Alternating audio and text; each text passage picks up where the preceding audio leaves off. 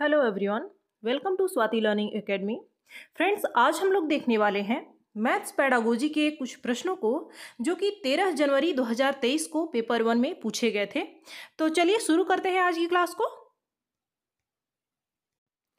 देखिए, पहला प्रश्न है, गणितीय चिंतन आधारित है। ऑप्शन फर्स्ट है प्रक्रियात्मक प्रवाह पर, सेकंड है अंतर्बोध या अंतर्ज्ञान एवं अवलोकन पर, थर्ड है तर्क एवं अवलोकन पर, और फोर्थ है तर्क एवं विवेचन पर। अब मैं यहाँ पर आपको ये चीज़ बता दूं कि अवलोकन जो है, ऑब्जर्वेशन जो है, वो गणित में ज़्यादा मुख्य विषय नहीं माना जाता है। यहाँ पर ऑप्शन फोर्थ इसका सही आंसर हो जाएगा, तर्क एवं विवेचन। विवेचन का मतलब होता है रीजनिंग पर, तो लॉजिक और रीजनिंग पर आधारित होता है गणितीय जो चिंतन है, इसलिए ऑप्शन फोर्थ इसका सही आंसर होगा। दूसरा प्रश्न है, 4 के गुणन पहाड़े का शिक्षण करते हुए एक शिक्षक ने 2 के पहाड़े का निम्न प्रकार से उपयोग किया। 4 बार 2 और 2 बार 2 का दोगुना है, यानी जब हम लोग 4 बार 2 लिखते हैं तो कितना आएगा? 8 आएगा, और 2 बार 2 अगर लिखेंगे तो कितना आएगा? 4 आएगा।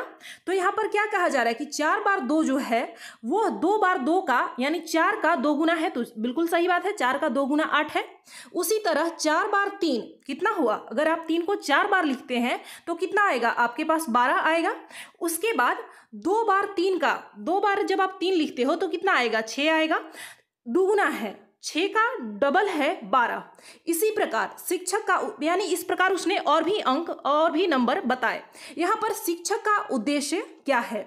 ऑप्शन फर्स्ट है अपनी गणितीय योग्यता दर्शाना, सेकंड है दुगने की अवधारणा का परिचय देना, थर्ड है पहाड़े शीघ्र सीखने के लिए गणितीय युक्तियों का उपयोग करने के लिए विद्यार्थियों को प्रोत्साहित करना, फोर्थ है विद्यार्थियों के पूर्व ज्ञान का उपयोग कर नवीन अवधारणाओं के विकास हेतु प्रतिमानों का संबंधों का उपयोग करना। देखिए, यहाँ पर एक पैटर्न को फॉलो किया जा रहा है। ये नहीं है कि शिक्षक जो है अपनी योग्यता को दर्शा रहा है कि मुझे बहुत अच्छे से मैथ्स आता है, ऐसा कुछ भी नहीं है। कोई भी गणितीय युक्ति का यहाँ प्रयोग नहीं किया जा रहा है, बल्कि जो विद्यार्थियों का जो पूर्व ज्ञान है, जो उन्होंने पहले सीखा है, उनका उपयोग करके नई अवधारणा यानी नया कॉन्सेप्ट का विकास किया जा रहा है, इसलिए ऑप्शन फोर्थ इसका सही आंसर होगा। अब आपके मन में एक क्वेश्चन आएगा कि आखिर इसमें पूर्व ज्ञान का उपयोग कहाँ किया जा रहा है। तो देखिए, सबसे पहले बात की गई है 4 के गुणन पहाड़े को, 4 के टेबल को याद करने की, सीखने की। इसमें क्या है, जब बच्चा 4 का टेबल सीख रहा है, पहाड़ा सीख रहा है, इसका मतलब है कि वो 2 और 3 के पहाड़े को सीख चुका है। तो ये उसका पूर्व ज्ञान हो गया, 2 और 3 के पहाड़े को जानना, और उसी के बेस पर, उसी को आधार बनाते हुए वो 4 का पहाड़ा सीख रहा है। अगला प्रश्न है, एक छात्र के पास भिन्न की अवधारणा है। वह परिमेय संख्या की अवधारणा को भिन्न से जोड़कर आसानी से समझ सकता है। पियाजे के अनुसार कौन सी संज्ञानात्मक प्रक्रिया इसके लिए उत्तरदायी है? ध्यान रखेंगे, यहाँ पर पियाजे के बारे में पूछा गया है इनके अनुसार। ऑप्शन फर्स्ट है मचान या स्कैफोल्डिंग, सेकंड है आत्मसात करना या एसिमिलेशन, थर्ड है अपघटन यानी डिकम्पोजिशन, और फोर्थ है डिसेंट्रेशन। तो देखिए, यहाँ पर बात की जा रही है कि एक उसके पास भिन्न की अवधारणा है, भिन्न का कॉन्सेप्ट यानी फ्रैक्शन को बच्चा समझता है, और उसी के आधार पर वो जोड़कर परिमेय संख्याओं की अवधारणा को, कॉन्सेप्ट को सीख रहा है। तो इसे हम लोग आत्मसात करना कहते हैं, एसिमिलेशन कहते हैं, इसलिए ऑप्शन सेकंड इसका सही आंसर होगा। ऑप्शन फर्स्ट नहीं होगा फ्रेंड्स, क्योंकि मचान या स्कैफोल्डिंग की जो अवधारणा है वह किसने दिया था? यह लेव वाइगोत्स्की ने दिया था, यानी कि किसी बड़े के द्वारा अगर सहायता की जा रही है तो उसी को हम लोग स्कैफोल्डिंग बोलते हैं। अगला प्रश्न है, कक्षा 4 का एक विद्यार्थी 2 अंकों की संख्याओं को गुणा करने में सक्षम नहीं है। शिक्षक या शिक्षिका का कौन सा तरीका या युक्ति बच्चे को 2 अंकों की संख्याओं की गुणा सिखाने के लिए सर्वोत्तम होगा? यानी बच्चे को 2 अंकीय संख्याओं को गुणा करने नहीं आता है, तो आप कैसे सिखाएंगे? ऑप्शन फर्स्ट है उसे विद्यार्थी को पहले गुणन सारणी यानी पहाड़े याद करवाने चाहिए, सेकंड है 2 संख्याओं को गुणा करने के लिए उसे विद्यार्थी को कैलकुलेटर यानी गणन यंत्र का उपयोग करने के लिए कहना चाहिए, थर्ड है वह पहले 1 अंकीय संख्या की गुणा करने में विद्यार्थी की मदद करे तत्पश्चात 2 अंकीय संख्याओं की गुणा करने में ह्यूरिस्टिक का उपयोग करे। फोर्थ है वह गुणा करने की कलन विधि की श्यामपट पर पुनरावृत्ति करे, यानी कि बार बार बनाकर दिखाए, हल करके दिखाए, तथा विद्यार्थी को दिखाई गई कलन विधि के अनुसार समरूप समस्याओं को हल करने के लिए कहे। देखिए, आपको ऐसा बिल्कुल भी नहीं करना है कि बार बार ड्रिल और प्रैक्टिस को हम लोग सही नहीं मानते हैं, बार बार आपको अभ्यास नहीं करवाना है और यह नहीं बोलना है कि केवल इसी विधि से सॉल्व करो। मैथ्स को सॉल्व करने के कई तरीके हो सकते हैं, इसमें ह्यूरिस्टिक मेथड का उपयोग किया जाना चाहिए, इसलिए ऑप्शन थर्ड इसका सही आंसर होगा। पहले उसे 1 अंकीय संख्या का गुणा करने सिखाइए, उसके बाद वो 2 अंकों का सीखेगा और यह सीखने का क्रम कैसा होगा, ह्यूरिस्टिक मेथड यानी खोज विधि के द्वारा वह सीखेगा। ऑप्शन थर्ड इसका सही आंसर है। अगला प्रश्न है, बस संख्या 75 सेंट्रल मार्केट तक जाती है, यहाँ संख्या क्या उपयोग है। ऑप्शन फर्स्ट है गणन या कार्डिनल, सेकेंड है अभिहित या अंकित, थर्ड है क्रम सूचक और फोर्थ है क्रमिक। यहाँ पर यह जो बोला गया है कि बस संख्या 75 सेंट्रल मार्केट तक जाती है, इस कथन में यह जो संख्या है इसका यह क्या है, क्या उपयोग है यहाँ पर? क्या यह कार्डिनल नंबर है, नॉमिनल नंबर है, या फिर ऑर्डिनल नंबर है, या सीरियल नंबर है? यहाँ पर किसी भी क्रम की बात की जा रही है क्या? नहीं की जा रही है कि सीरियल में आपको ऐसे क्रम के अनुसार रखना है, क्रम संख्या 1 2 3, ऐसा कुछ भी नहीं है। यहाँ पर बस संख्या यानी इसे नाम से ही संबोधित किया जा रहा है, इसलिए ऑप्शन सेकंड इसका सही आंसर होगा, यह नॉमिनल नंबर है। अगला प्रश्न है, कक्षा 5 के एक विद्यार्थी को जब 402 लिखने के लिए कहा जाता है तो वह 4002 लिखता है, उसी प्रकार 608 को 6008 लिखता है या लिखती है। इस भ्रांति का सर्वाधिक उपयुक्त स्पष्टीकरण क्या है? यह जो गलतफहमी है, यह जो गलती बच्चा कर रहा है उसका क्या कारण है? ऑप्शन फर्स्ट है बच्चा साधारणतया लापरवाह है, सेकंड है साधारणतया बच्चा वही लिखता है जैसा वह सुनता है, अगर वैसा लिखता होता तो यह 6008 नहीं बल्कि 608 लिखता, थर्ड है बच्चे को स्थानीय मान प्रणाली की पूर्ण समझ नहीं है, और फोर्थ है बच्चे में बुद्धि एवं गणितीय ज्ञान की कमी है। बच्चे में आपको कभी भी कमी नहीं निकालनी है, ऑप्शन थर्ड इसका सही आंसर होगा, बच्चे को स्थानीय मान प्रणाली की पूर्ण समझ नहीं है। अगर स्थानीय मान का उसे समझ होता तो यह 4002 नहीं बल्कि एक जीरो को हटा देता, उसे पता होता कि कैसे हमें लिखना है। अगला प्रश्न है, शिक्षक एक आयत का क्षेत्रफल ज्ञात करने के लिए सूत्र देता है और बच्चों को भिन्न भिन्न आयताकार कटआउट का क्षेत्रफल ज्ञात करने के लिए कहता है। शिक्षक उपयोग कर रहा है, ऑप्शन फर्स्ट है आगमनात्मक विधि, सेकंड है निगमनात्मक विधि, थर्ड है अवलोकन विधि और फोर्थ है प्रयोगशाला विधि। यहाँ पर देखिए, इसका जो सही आंसर हो जाएगा वो है हमारा ऑप्शन सेकंड निगमनात्मक विधि। क्यों? क्योंकि सबसे पहले शिक्षक ने, अध्यापक ने क्या किया, नियम दिया, सूत्र दिया और उसके बाद वह उदाहरण की ओर पहुंच रहा है। और आगमनात्मक विधि में क्या होता है, पहले उदाहरण दिया जाता है, पहले एग्जाम्पल दिया जाता है और उसी के थ्रू फिर हम लोग सूत्र पर, नियम पर पहुंचते हैं, इसलिए ऑप्शन सेकंड इसका सही आंसर होगा। अगला प्रश्न है, जेनेट अपनी कक्षा में बहुभुज के कई उदाहरण एवं गैर उदाहरण देती हैं। वह गणितीय शब्द संग्रह का उपयोग करती है और विद्यार्थियों को परिचर्चा में संलग्न रखती है। उनके पास बच्चों द्वारा की गई त्रुटियों और उनकी वैकल्पिक अवधारणाओं का भी ज्ञान है। निम्नलिखित में से कौन सा एक गणित शिक्षिका के रूप में जेनेट के लिए सर्वाधिक उपयुक्त है? ऑप्शन फर्स्ट है उसे शिक्षा शास्त्रीय विषय वस्तु का ज्ञान है, सेकंड है उसे केवल विषय वस्तु का ज्ञान है, थर्ड है उसे गणितीय त्रुटियों की समझ है और फोर्थ है उसे पाठ्यक्रम का ज्ञान है। इस शिक्षिका के बारे में आप क्या कह सकते हैं, यही आपसे पूछा जा रहा है। देखिए, उसे अगर केवल विषय वस्तु का ज्ञान होता तो वह बच्चों की त्रुटियों को, गलतियों को नहीं समझ पाती ठीक से। यह भी नहीं कह सकते कि उसे केवल गणितीय त्रुटियों की ही समझ है और केवल पाठ्यक्रम का जो सिलेबस है, करिकुलम है, उसी का ज्ञान है। उसे शिक्षा शास्त्रीय विषय वस्तु का ज्ञान है। इसके अंतर्गत यह तीनों ऑप्शन समाहित हो जाता है। शिक्षा शास्त्रीय विषय वस्तु के अंतर्गत विषय वस्तु का ज्ञान, बच्चों की जो धारणाएं होती हैं, जो गलतियां होती हैं उसे समझना, साथ ही अपने करिकुलम यानी पाठ्यक्रम को समझने का भी ज्ञान होता है, इसलिए ऑप्शन फर्स्ट इसका सही आंसर होगा।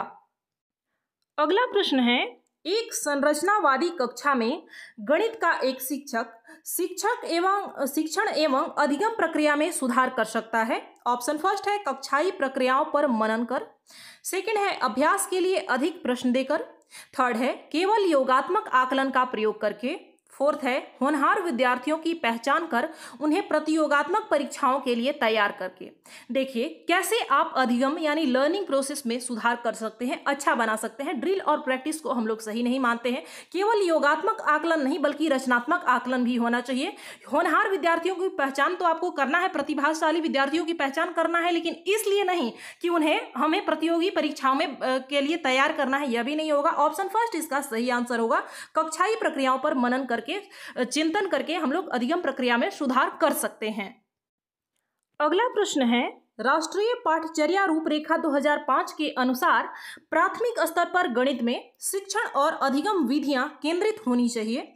ऑप्शन ए है गणित में विभिन्न प्रतिमानों की खोज पर, बी है शिक्षार्थियों में अनुमान एवं सन्निकटन के कौशलों के विकास पर, सी है अधिगम की अनौपचारिक विधियां जैसे खेल, पहेली हल करने इत्यादि पर, और डी है परिशुद्ध समस्या समाधान पर। अब देखिए एनसीएफ 2005 में क्या कहा गया है, गणित के विभिन्न प्रतिमान यानी पैटर्न की खोज के आधार पर। जैसे आपने देखा होगा कि जो छोटे बच्चों की जो किताबें होती हैं मैथ्स की, उनमें विभिन्न तरीके के चित्र बनाए गए होते हैं, पैटर्न के अनुसार उन्हें जानकारी दी जाती है यानी सीखने को बढ़ावा दिया जाता है, इसलिए ऑप्शन ए भी सही है।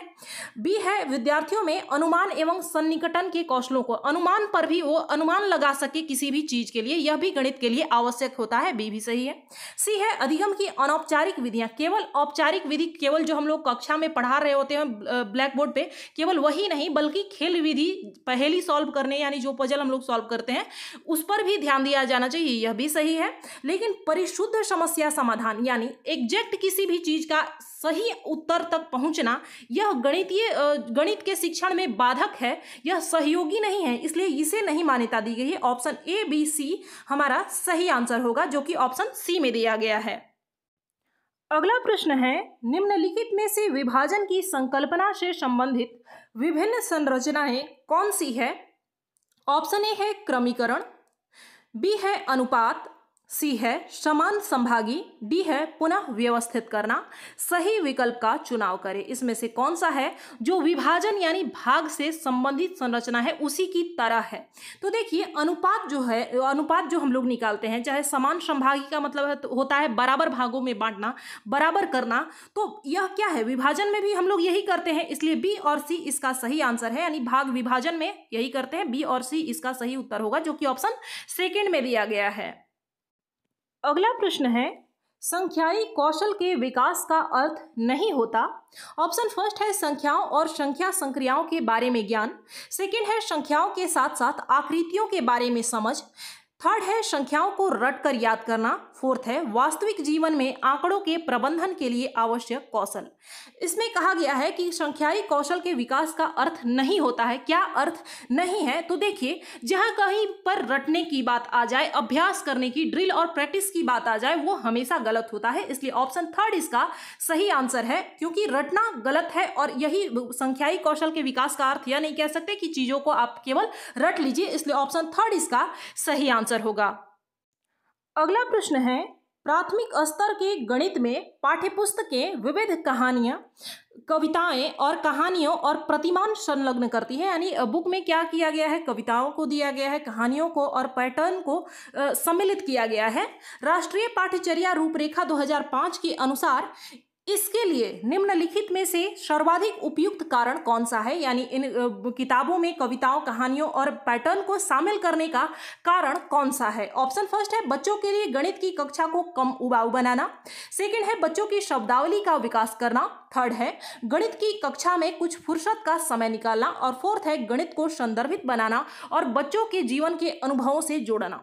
देखिए जहां कहीं पर ऑप्शन में आपको बच्चों के जीवन के अनुभवों से जोड़ने की बात कही जाए, वो ऑप्शन हमारा सही होता है, क्योंकि आप चाहे कुछ भी पढ़ा रहे हो, बच्चों को ये जीवन से जोड़ते हुए उसे पढ़ाना है कि उसका क्या उपयोग है, अन्यथा वो सब्जेक्ट जो है वो बिल्कुल नीरस हो जाएगा, उनके उपयोग का नहीं रहेगा, बच्चे नहीं समझ पाएंगे, इसलिए ऑप्शन फोर्थ इसका सही आंसर है। अगला प्रश्न है कक्षा 5 का एक विद्यार्थी 2 अंकों की संख्या का गुणन इस प्रकार करता है। जैसे उसे 17 और 26 का गुणा करना था। उसने क्या किया, सबसे पहले 26 को 2 भागों में बांटा, 20 और 6 में। अब उसके बाद उसने क्या किया, 17 और 20 का गुणा किया तो आया उसका 340, और उसके बाद फिर 17 का 6 से गुणा कर दिया तो 102। अब इन दोनों को उसने जोड़ दिया और 442 यहाँ पर लिख दिया। उसने कुछ इस तरीके से सॉल्व किया। शिक्षक या शिक्षिका को इस विद्यार्थी का मूल्यांकन कैसे करना चाहिए। अब आप क्या करेंगे अगर आपकी कक्षा में कोई ऐसा स्टूडेंट है तो। ऑप्शन फर्स्ट है, अध्यापक को इसे 0 अंक देने चाहिए क्योंकि यह गलत विधि है। सेकंड है, विद्यार्थी ने एक अलग विधि का उपयोग किया है इसलिए उसकी प्रशंसा कर पूरे अंक देने चाहिए। थर्ड है, शिक्षक या शिक्षिका को कुछ अंक काटने चाहिए क्योंकि उसने एक अलग कलन विधि यानी एल्गोरिथम का उपयोग किया है। फोर्थ है, शिक्षक या शिक्षिका विद्यार्थी को बताए कि उसे उसी विधि का उपयोग करना चाहिए जैसे कि कक्षा शिक्षण में किया गया था। आपको ऐसा बिल्कुल भी नहीं करना है कि आपने केवल एक जो विधि बता दिया है बच्चा केवल वही करे, तो इसका मतलब यह है कि बच्चा केवल रटना और निष्क्रिय नकल कर रहा है, जो कि आपको बिल्कुल भी नहीं करने देना है। साथ ही केवल एक ही विधि से मैथ्स को सॉल्व किया जाए यह जरूरी नहीं है। बच्चे ने खुद का अपना कलन विधि लगाया, खुद का एक अलग मेथड से इसे सॉल्व किया है, इसलिए उसकी प्रशंसा करनी चाहिए और उसे जितने भी अंक हैं, क्योंकि उसका जो आंसर आया है वह गलत नहीं है, वह सही है, इसलिए उसे पूरे अंक मिलने चाहिए। साथ ही उसकी प्रशंसा भी करनी चाहिए क्योंकि उसने इसे समझकर किया है। अगला और अंतिम प्रश्न है, गणित पर राष्ट्रीय पाठ्यचर्या रूपरेखा 2005 के आधार पत्र के अनुसार लोक कलन विधि की समृद्धता की प्रशंसा या सराहना बच्चे की गणित के बोध को समृद्ध कर सकती है। लोक कलन विधि से क्या अभिप्राय है। ऑप्शन फर्स्ट है, लोक गीतों को गाने के लिए कलन विधि का विकास। सेकंड है, प्राचीन काल में उपयोग की गई कलन विधि। थर्ड है, पारंपरिक सांस्कृतिक एवं सामाजिक गतिविधियां। फोर्थ है, जो लोग औपचारिक रूप से शिक्षित नहीं हैं उनके द्वारा प्रयुक्त की गई मानसिक गणना की विधि। देखिए, वैसे शिक्षा की 2 विधि होती है, एक होता है औपचारिक जो हम लोग स्कूल में जाकर ग्रहण करते हैं, और अनौपचारिक जो समाज से और बिना किसी शिक्षक के हम खुद ब खुद सीख लेते हैं, वही अनौपचारिक है। तो यहाँ पर लोक कलन विधि का मतलब क्या है। गणित में देखिए, जो लोग आपसे कम पढ़े लिखे हैं, जिन्हें शिक्षा से दूर दूर तक कोई वास्ता नहीं है, जैसे अगर कोई सब्जी बेचने वाला है, वो कभी भी स्कूल नहीं गया, उसने कभी पढ़ाई नहीं की है, लेकिन जब उसे बेचना होता है, रुपयों का पैसों का लेन देन करना होता है, अपना सामान बेचना होता है, तो वो आपसे फास्ट कैलकुलेशन कर लेता है। उसके पास यह गणितीय क्षमता कैसे आई। उसने औपचारिक नहीं बल्कि अनौपचारिक कलन विधि का प्रयोग किया। उसकी खुद की युक्तियां हैं जिसके आधार पर वह आपसे जल्दी जोड़ भी कर लेता है, घटाव भी कर लेता है, गुणा भाग सब कर लेता है आपसे जल्दी, जबकि आप स्कूल में जाकर बकायदा इसको सीखते हैं फिर भी उतनी जल्दी नहीं कर पाते। तो इसकी प्रशंसा की जाती है और यही है लोक कलन विधि की जो लोग औपचारिक रूप से शिक्षित नहीं हैं वो जिस विधि का उपयोग करते हैं, मानसिक गणना विधि, इसकी प्रशंसा की गई है। इसका अभिप्राय यही है। ऑप्शन 4 इसका सही आंसर होगा। तो फ्रेंड्स, ये थे आपके 15 प्रश्न जो कि 13 जनवरी 2023 को पेपर 1 में पूछे गए थे। इनमें से आपको किसी भी प्रश्न में किसी भी प्रकार का डाउट हो तो आप हमें कमेंट करके पूछ सकते हैं। मिलते हैं अगली क्लास में। धन्यवाद।